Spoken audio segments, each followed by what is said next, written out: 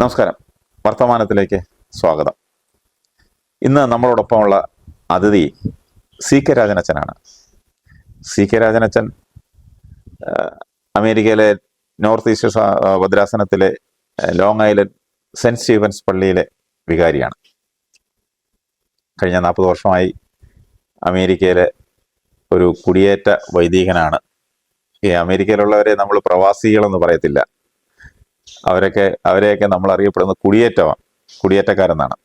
45 വർഷം അച്ഛൻ 45 വർഷമായിട്ട് അച്ഛൻ അമേരിക്കയിലാണ്.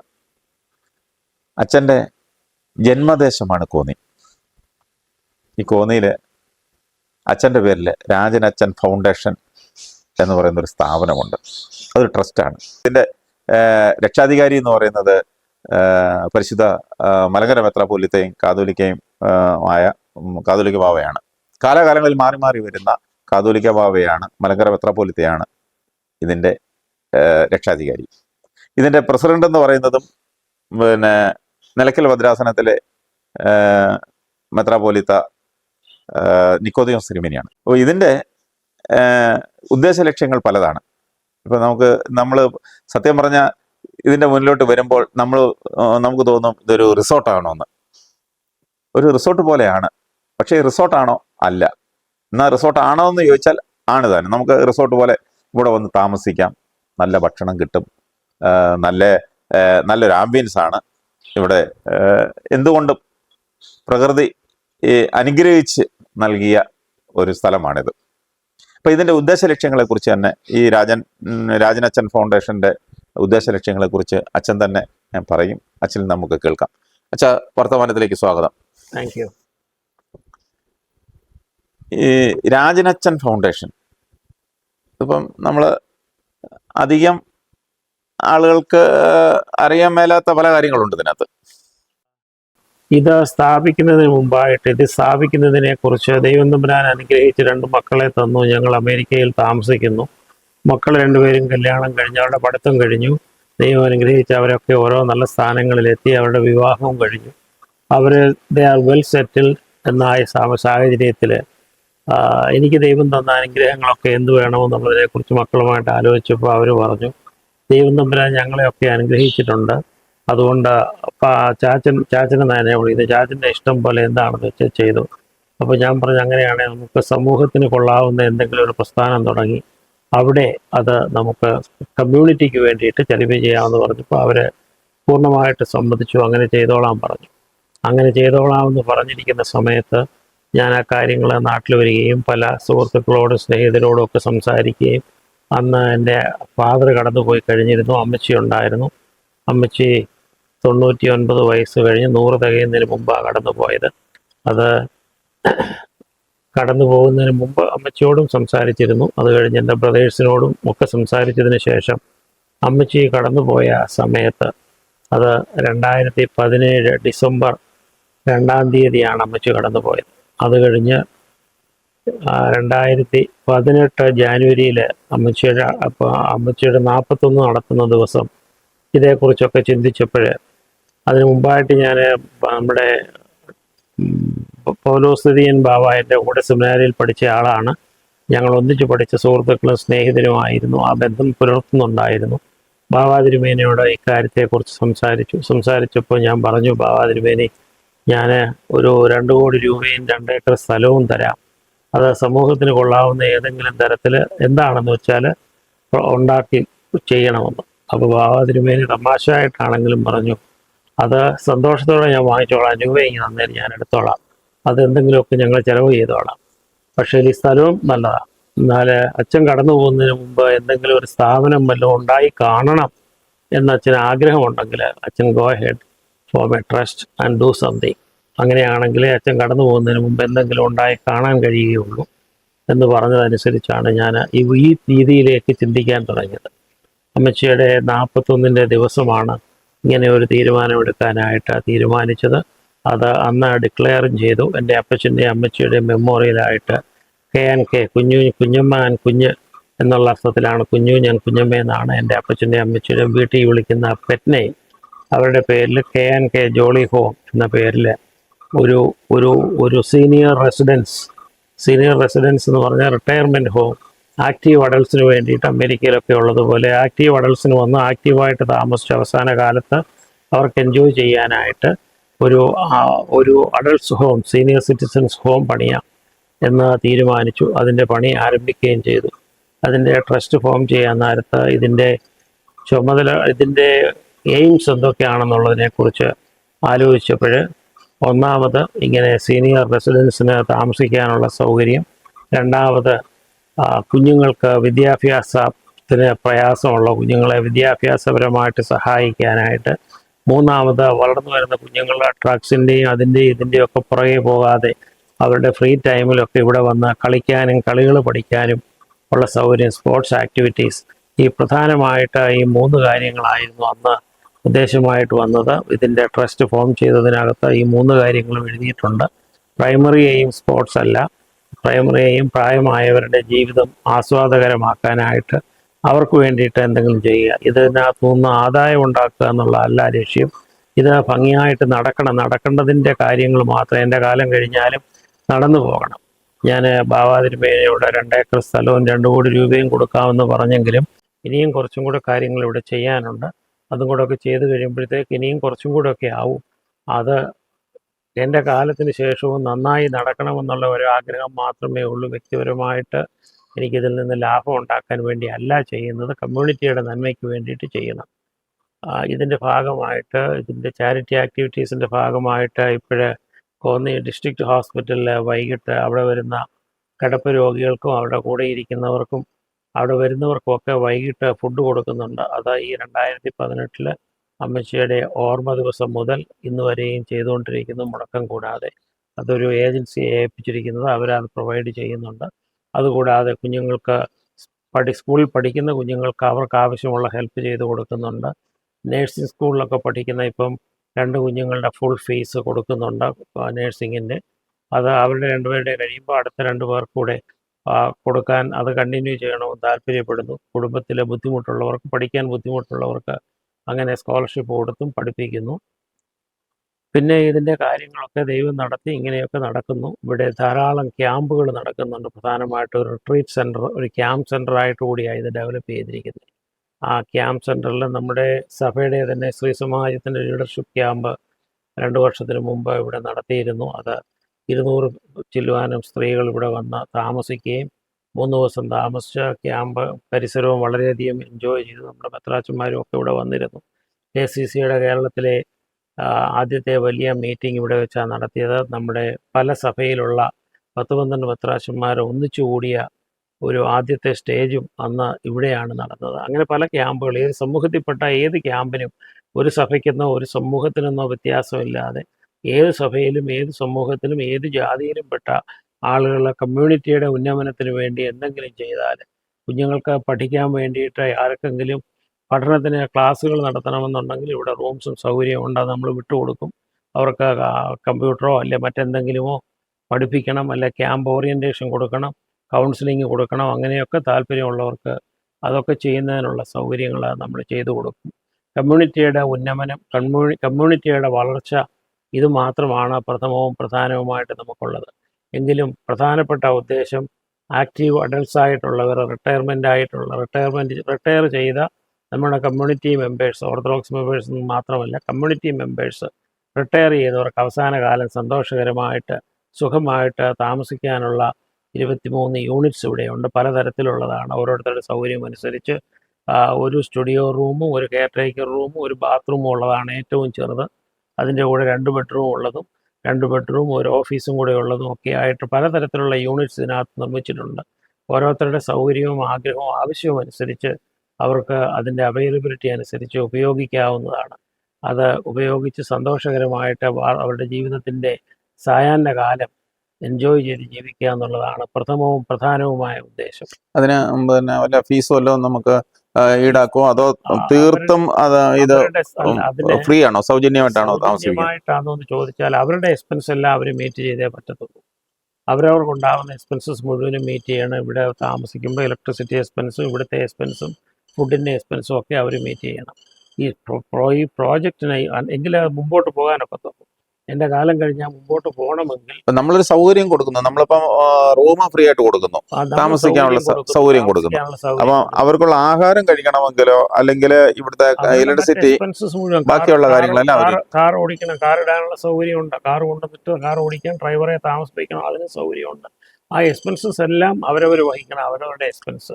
അല്ലാതെ നമുക്ക് ഇതിനൊരു വാടക എന്നുള്ള നിലയിലില്ല. വാടകയില്ല, പക്ഷെ എന്തെങ്കിലും ഒരു സെക്യൂരിറ്റി കൊടുക്കണം. കാരണം ഒരു എമർജൻസി ആവശ്യം വന്നാൽ പെട്ടെന്ന് ഹോസ്പിറ്റലിൽ പോയി സർജറി നടത്തണം, അല്ലെ മറ്റെന്തെങ്കിലും വരണം, അന്നേരം പെട്ടെന്ന് നമുക്ക് കാശ് കൊടുക്കേണ്ട ഒരു ആവശ്യം വന്നാൽ ഒരു സെക്യൂരിറ്റി നിങ്ങളിവിടെ താമസിക്കുമ്പം ഇവിടെ ഉണ്ടാവണം. അതിനൊരു സെക്യൂരിറ്റി നിങ്ങൾ എടുക്കുന്ന യൂണിറ്റിന്റെ സൗകര്യം അനുസരിച്ച് ഒരു സെക്യൂരിറ്റി എമൗണ്ട് സെക്യൂരിറ്റി വെക്കണം. എത്രയായിരിക്കും? ഒന്നും തീരുമാനം എടുത്തിട്ടില്ല. അന്നേരം അതിന്റെ ഡിപ്പെൻസ്, ആളുകൾ വരുന്നതിനനുസരിച്ച് ഡിപ്പെൻസ്. അത് അവരെടുക്കുന്ന റൂമും ആ സൗകര്യം അനുസരിച്ച് അത് മാത്രമേ നമ്മൾ ചെയ്യത്തുള്ളൂ. ബാക്കി അവരവരുടെ എക്സ്പെൻസ് അവരവർ മീറ്റ് ചെയ്യുക എന്നുള്ളതാണ് ഉദ്ദേശിക്കുന്നത്. പ്രായമാകുമ്പോഴും അതുപോലെ അവരവർക്ക്. അങ്ങനെ എത്ര നാൾ ഇവിടെ താമസിക്കാം? അത് ഇത്ര നാളെന്നൊന്നും ലിമിറ്റ് ചെയ്തിട്ടില്ല. അവർക്ക് എത്ര നാൾ വേണേലും എത്ര താമസിക്കാം, നാൾ വേണമെങ്കിലും, ജീവിതാവസാനം വരെയും താമസിക്കാം. അവസാനം വരെ വേണേലും അങ്ങനെയും താമസിക്കാം. അവരെ കാണാനായിട്ട് മക്കളോ മറ്റുള്ളവരോ ഒക്കെ ആരെങ്കിലും വരുന്നുണ്ടെങ്കിൽ അവർക്ക് വന്ന് താമസിക്കാനും ഉള്ള സൗകര്യമുണ്ട്. ഇപ്പൊ ഒരു വിദേശത്തുനിന്ന് ഇപ്പൊ അമേരിക്കയിലുള്ള ഫാമിലി, അപ്പം മക്കളാണ്, അപ്പം പിതാവോ മാതാവോ അങ്ങനെ ആരെങ്കിലും ആയിരിക്കും, അല്ലെങ്കിൽ മാതാവും പിതാവും ഇവിടെ താമസിക്കുമായിരിക്കും. അപ്പം അവരെ കാണാനായിട്ട് അവരോടൊപ്പം കുറച്ച് ദിവസമെങ്കിലും താമസിക്കണം എന്ന് വിചാരിച്ച് മക്കൾ വല്ലതും വിദേശത്തുനിന്ന് ഫാമിലി ആയിട്ട് വല്ലതും വരുവാണെങ്കിൽ അവർക്ക് താമസിക്കാനുള്ള സൗകര്യം ഇവിടെ ഉണ്ട്. പിന്നെ എവിടെയെങ്കിലും പോകണമെങ്കിൽ അതിനുള്ള കാറും ഡ്രൈവറും ഒക്കെ ഉണ്ട്. കാറും ഡ്രൈവറും എല്ലാം ഉണ്ട്. അതിനുള്ള പെട്രോൾ അടിക്കാനുള്ള കാശ് കൊടുത്താൽ മതി. അല്ല, അത് കാറിന്റെ കാശ് കൊടുക്കണം. ആംബുലൻസും നമുക്ക് ഇവിടെ ഇല്ല. ആംബുലൻസ് ഫോൺ കോളിൽ ഇമ്മീഡിയറ്റ്ലി അവൈലബിൾ ആണ്. അതും അറേഞ്ച് ചെയ്ത് കൊടുക്കും. അതിൻ്റെയൊക്കെ expense whatever they want to do, അതിൻ്റെ എല്ലാ എക്സ്പെൻസ് അവരവർ കൊടുക്കണം. ഏത് നിലവാരത്തിലും ജീവിക്കാം. പിന്നെ 3 കാര്യങ്ങൾക്ക് വളരെ നിർബന്ധമുണ്ട്. No smoking, no drinking and no drugs. ഈ 3 കാര്യം അതിന് യാതൊരു വിട്ടുവീഴ്ചയുമില്ല.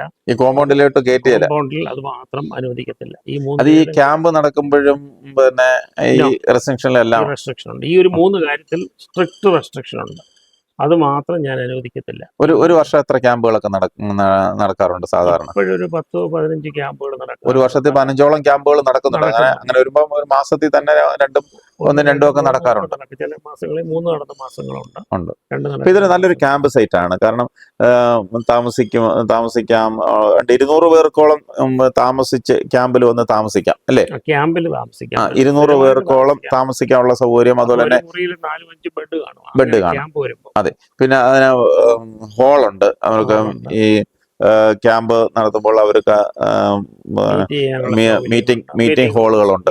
എനിക്കൊന്ന് രണ്ട് ഹോളുണ്ടെന്ന് തോന്നുന്നു. മീറ്റിംഗ് റൂംസ് ഉണ്ട്, ഹോളുകളുണ്ട്. അതുപോലെ തന്നെ നല്ല വിശാലമായ പാർക്കിംഗ് സൗകര്യം, അതുപോലെ പിന്നെ പബ്ലിക് മീറ്റിംഗ് വേണേലും നടത്താം, പുറത്ത് മീറ്റിംഗ് നടത്താം, ഈ ഏരിയയിൽ മീറ്റിംഗ് നടത്താം, പിന്നെ അതുപോലെ നല്ല ഇതിനകത്ത് ഞാൻ കണ്ടതില് ഇതിനകത്ത് ഏറ്റവും നല്ല മനോഹരമായ ഒരു പ്രെയർ ഹോം, ഒരു ചാപ്പല് ഇവിടെ ഉണ്ട്. വിശുദ്ധ മദ്ബഹ ഉൾപ്പെടെ ഉള്ള ഒരു സെന്റ് സ്റ്റീഫൻസ് ചാപ്പല്, വളരെ മനോഹരമായ ഒരു ചാപ്പലാണ്.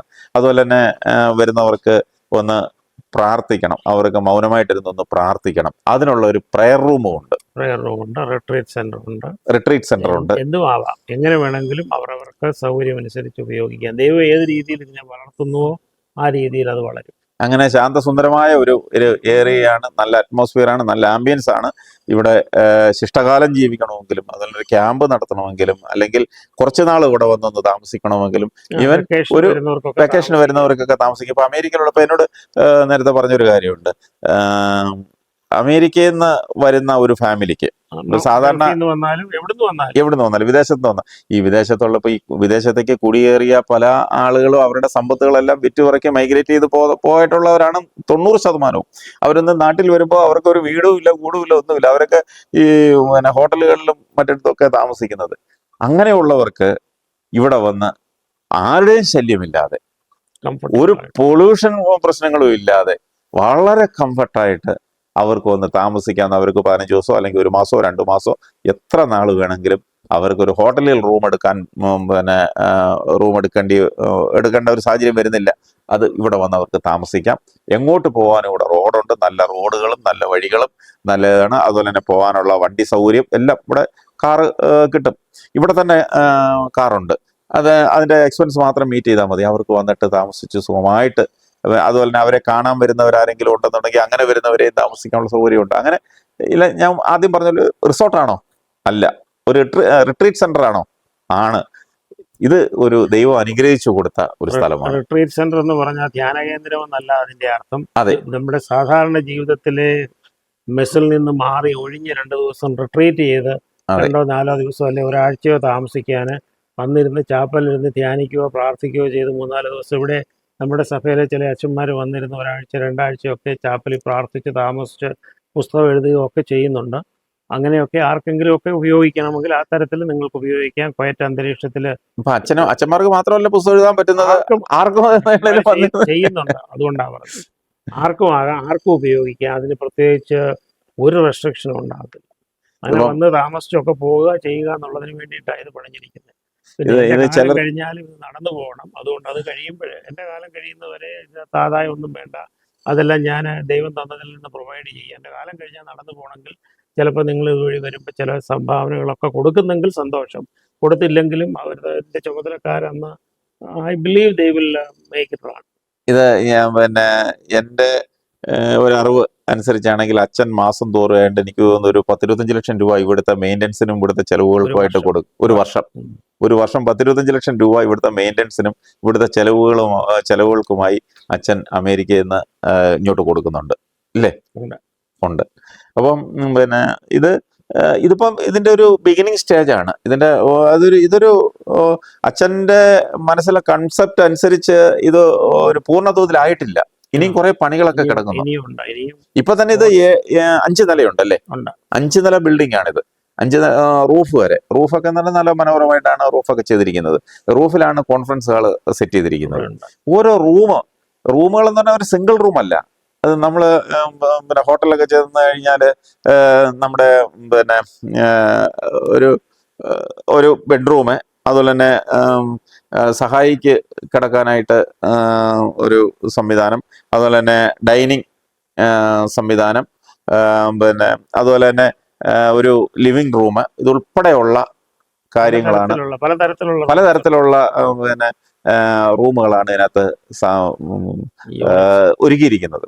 അപ്പോൾ ഇത് ഏത് രീതിയിൽ വേണം ഉള്ളവർക്ക് വേണേലും വന്ന് അവരവരുടെ സാഹചര്യത്തിനനുസരിച്ച് അവരുടെ ഇഷ്ടമനുസരിച്ച് താമസിക്കാം. ഇതിനിടയ്ക്ക് എനിക്ക് തോന്നുന്നു മലങ്കര മെത്രാപ്പോലീത്തയ്ക്ക് കാതോലിക്ക ബാവയ്ക്ക് വന്നാൽ താമസിക്കാനായിട്ടൊരു റൂം പ്രത്യേകം ഒരുക്കിയിട്ടുണ്ട്. ഭദ്രാസന മെത്രാപ്പോലീത്ത വരുമ്പോൾ താമസിക്കുന്ന റൂമുണ്ട്. ഭദ്രാസന മെത്രാപ്പോലീത്ത കൂടെ വരും അല്ലേ? ഭദ്രാസന മെത്രാപ്പോലീത്ത വരാറുണ്ട്. പിന്നെ നിക്കോദിമോസ് തിരുമേനി ഇതിന്റെ വിസിറ്റിംഗ് ബിഷപ്പ് സെറാഫിൻ തിരുമേനി പല പ്രാവശ്യം വന്നിട്ടുണ്ട്.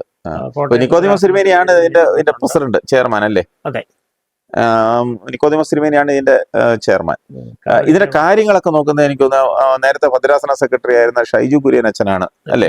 പ്രധാനമായിട്ടും ഇതിന്റെ ഉത്തരവാദിത്തങ്ങൾ മുഴുവൻ. ഇപ്പം അച്ഛൻ അമേരിക്കയിലാണ്. നിക്കോദിമോസ് തിരുമേനി ഇങ്ങനെ പിന്നെ ഭദ്രാസന കാര്യങ്ങളും അതുപോലെ തന്നെ മറ്റ് യാത്രകളും ഒക്കെ തിരക്കായതുകൊണ്ട് ഈ കാര്യങ്ങൾ മുഴുവൻ നോക്കുന്നത് മുൻ ഭദ്രാസന സെക്രട്ടറി ആയിരുന്ന ഷൈജു കുര്യൻ അച്ഛനാണ്. ഷൈജു കുര്യൻ അച്ഛൻ മിക്കവാറൊക്കെ ഇവിടെ വരും.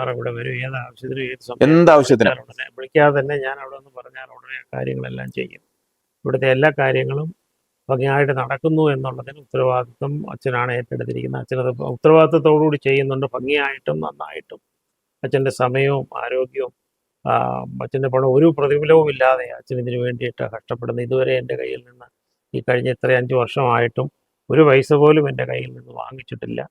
വാങ്ങിക്കാതെ ആണ് ഇത് അച്ഛൻ നടത്തിക്കൊണ്ട് പോകുന്നത്. അച്ഛനോട് പ്രത്യേകമായിട്ടുള്ള താങ്ക്സ് ഞാൻ ഈ സമയത്ത് പ്രത്യേകം അറിയിക്കുന്നു.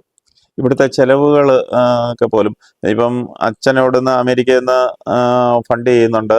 പിന്നെ ഇവിടുത്തുള്ള ചെലവുകൾക്ക് പോലും യഥാർത്ഥത്തിൽ ചെലവ് ചെയ്യണമെങ്കിൽ 1 രൂപ ഇവിടുന്ന് ചെലവ് ചെയ്യണമെങ്കിൽ ഒന്നുകിൽ അച്ഛൻ്റെ കൺസെന്റ് വേണം, ഇല്ലെങ്കിൽ ഭദ്രാസന മെത്രാപ്പോലീത്തയുടെ ഇരുന്ന ചെയർമാൻ നിക്കോദിമോസ് തിരുമേനിയുടെ കൺസെന്റ് വേണം. അക്കൗണ്ടഡ് ആണ്, എല്ലാം അക്കൗണ്ടബിൾ ആണ്. ഒരിക്കലും ഒരു പൈസ പോലും ഇവിടെ അനാവത്ത് ചെലവിനോ അല്ലെങ്കിൽ മറ്റു കാര്യങ്ങൾക്കോ അല്ലെങ്കിൽ ആർക്കെങ്കിലും എടുക്കാനോ ഒന്നും പറ്റിയല്ല. പിന്നെ ഇത് ഞാൻ ഇടയ്ക്ക് കേട്ടു, ഇത് ഓരോ ഫ്ലോറും ഒക്കെ ഓരോ അപ്പാർട്ട്മെന്റ് ഒക്കെ ആർക്കാണ്ടൊക്കെ വിൽക്കുകയോ അങ്ങനെയൊക്കെയുള്ള കാര്യങ്ങളോ? ആർക്കും വിറ്റിട്ടില്ല. 2 യൂണിറ്റിന്റെ മക്കൾ പണിഞ്ഞു തന്നിട്ടുണ്ട്. ആ. അത് അവർ വന്നാൽ താമസിക്കാൻ ഒഴിഞ്ഞു കൊടുക്കണമെന്ന് മാത്രമേ ഉള്ളൂ. ബാക്കിയുള്ളത് അല്ല, അവരില്ലാത്തപ്പോൾ ആർക്കും ഉപയോഗിക്കാം. അവർ വന്നെങ്കിൽ വെക്കേഷനോ എപ്പോഴെങ്കിലും വരികയാണെങ്കിൽ, അല്ലാതെ അവർ പണിഞ്ഞു തന്നിട്ടുണ്ട്. വേറെ ആർക്കും ഒന്നും കൊടുത്തിട്ടില്ല, ഒരു യൂണിറ്റും കൊടുത്തിട്ടില്ല, കൊടുക്കാൻ ഉദ്ദേശിക്കുന്നുമില്ല. ആർക്കും കൊടുക്കാൻ പറ്റിയല്ലോ. ഇനിയിപ്പോ അച്ഛൻ അറിയാതെ ഇനി ആരെങ്കിലും കൊടുക്കാൻ പറ്റുമോ? കൊടുക്കാൻ പറ്റത്തില്ല, ഷൈജു കുര്യൻ അച്ഛന് ആരെങ്കിലും കൊടുക്കാൻ പറ്റുമോ? കൊടുക്കാൻ പറ്റത്തില്ല, കൊടുക്കാൻ ആർക്കും പറ്റിയല്ല. കൊടുക്കാൻ പറ്റില്ല. ആർക്കും ഇത് കൊടുക്കാൻ മക്കൾക്ക് പറ്റില്ല. കൊടുത്തിട്ടില്ല, അവർ കന്ന കാശ് കൊണ്ട് അത് പണിഞ്ഞിട്ടേക്കുന്നതേ ഉള്ളൂ 2 അത് അത്രേ അവർ ഉള്ളൂ. പറഞ്ഞിട്ടുണ്ട്, ഇവിടെ വന്നാൽ നിങ്ങൾക്ക് അതിനകത്ത് താമസിക്കാം, അത്രേ ഉള്ളൂ. അത്രേ ഉള്ളൂ. അപ്പൊ ഇത് രാജനച്ഛൻ ഫൗണ്ടേഷന്റെ നേതൃത്വത്തിൽ തന്നെയുള്ള ഫുൾ അധികാരത്തിലുള്ള ട്രസ്റ്റിന്റെ കീഴിലുള്ള സ്ഥാപനമാണ്. ഇതിനകത്ത് ആർക്കും, ഇതിനകത്ത് മുമ്പേ അച്ഛൻ പറഞ്ഞതുപോലെ ആർക്ക് എപ്പോൾ വേണമെങ്കിലും ഇവിടെ വന്ന് താമസിക്കുകയോ അല്ലെങ്കിൽ ഇത് പ്രയോജനപ്പെടുത്തുകയോ ചെയ്യാം. ഇതിന്റെ സ്ഥാപനത്തിന്റെ ഉത്തരവാദിത്തമുള്ള ഷൈജു കുര്യനച്ഛനോ അല്ലെങ്കിൽ ഇവിടുത്തെ പ്രസിഡന്റ് ആയിട്ടുള്ള ഡയറക്ടർ ഒരാളുണ്ട്, ഒരു എഞ്ചിനീയറാണ്, സോജൻ എന്ന അദ്ദേഹത്തിന്റെ പേര്. അദ്ദേഹത്തിന്റെ ഫോൺ നമ്പറിലോ വിളിച്ചൊന്ന് അറിയിച്ചിട്ട് പോരണം. അച്ഛനെ അറിയിക്കുക അല്ലെങ്കിൽ സോജനെ അറിയിക്കുക. ഇവർ രണ്ടുപേരും അറിയാതെ വന്നാൽ ബുദ്ധിമുട്ടായിരിക്കും. അവരോടൊന്ന് വിളിച്ചു പറഞ്ഞതിന് ശേഷം പോരണമെന്ന് മാത്രമേ ഉള്ളൂ. അവരുടെ രണ്ടുപേരുടെയും ഫോൺ നമ്പർ ആവശ്യമെങ്കിൽ തരാം. ഇത് വിദേശത്തേക്ക് പോയി കഴിഞ്ഞാൽ അവരാരും അവരുടെ മാതാപിതാക്കളുടെ ഓർമ്മയ്ക്കോ അല്ലെങ്കിൽ അവര് നാട്ടിലേക്കോ ഒന്നും അവര് തിരിഞ്ഞു പോലും നോക്കാത്ത, ഉള്ളത് വിറ്റ് അവര് മൈഗ്രേറ്റ് ചെയ്യുന്നവരാണ്. അപ്പൊ അവരാരും അങ്ങനെ ഒന്നും ചെയ്തില്ല. അപ്പൊ അതിൽ നിന്നൊക്കെ ഹോസ്പിറ്റലിൽ ഫുഡ് കൊടുക്കുന്നത് സ്പോൺസർ ചെയ്യാൻ ആർക്കെങ്കിലും താല്പര്യം ഉണ്ടെങ്കിൽ വി വിൽ അപ്രീഷിയേറ്റ് ഇറ്റ്. അതുപോലെ നേഴ്സിംഗ് പഠിക്കുന്ന കുഞ്ഞുങ്ങൾക്ക് ഫീസ് കൊടുക്കുന്നത് ഇപ്പോൾ 1 ലക്ഷം രൂപ വീതം കൊടുക്കുന്നുണ്ട്. അങ്ങനെ കൊടുക്കാൻ ആർക്കെങ്കിലും അത് സ്പോൺസർ ചെയ്യാൻ താല്പര്യമുണ്ടെങ്കിലും യു ആർ വെൽക്കം. അങ്ങനെയും താല്പര്യമുള്ളവരുണ്ടെങ്കിൽ, ചെയ്തില്ലെങ്കിലും it will continue to be done. അങ്ങനെ ആർക്കെങ്കിലും ഏതെങ്കിലും തരത്തിലുള്ള ഏതെങ്കിലും ആക്ടിവിറ്റീസ് സ്പോൺസർ ചെയ്യാൻ ആർക്കെങ്കിലും താല്പര്യം ഉണ്ടെങ്കിൽ യു ക്യാൻ ഡു ഇറ്റ്.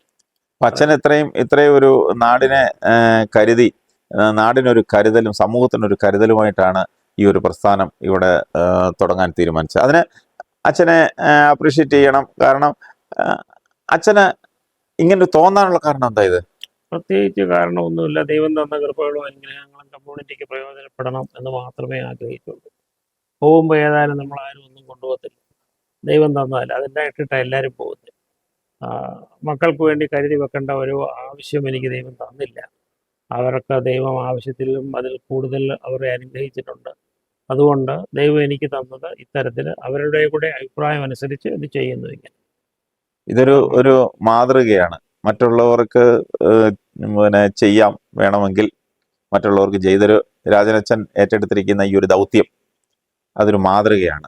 അച്ഛനെ എത്ര പറഞ്ഞാലും മതി വരില്ല. കാരണം അച്ഛനെ പോലുള്ളവർ ഒരുപാട് പേര് പാശ്ചാത്യ രാജ്യങ്ങളിലും വിദേശ രാജ്യങ്ങളിലൊക്കെ ഉണ്ട്. പക്ഷേ അച്ഛന് ഇങ്ങനെ ഒരു ആശയം മനസ്സിൽ തോന്നാനും അത് പ്രാവർത്തികമാക്കാനും ഇത്രയേറെ രൂപ ഇതിനു വേണ്ടി, ഏകദേശം 10 കോടി രൂപ എന്നൊക്കെ പറഞ്ഞാൽ ഒരു ചെറിയ തുകയല്ല. 10 കോടി രൂപ ചെലവാക്കി അതോടൊപ്പം തന്നെ കുടുംബ സ്വത്തായ 4 ഏക്കർ സ്ഥലം, 4 ഏക്കർ സ്ഥലവും ഇതിനു വേണ്ടി വിട്ടു തന്നു. ഇത് സഭയ്ക്ക് തന്നെ ഒരു അസറ്റാണ്. സഭയ്ക്ക് മാത്രമല്ല, സമൂഹത്തിന് ഒരു അസറ്റാണ്. അങ്ങനെ വേണേലും പറയാം.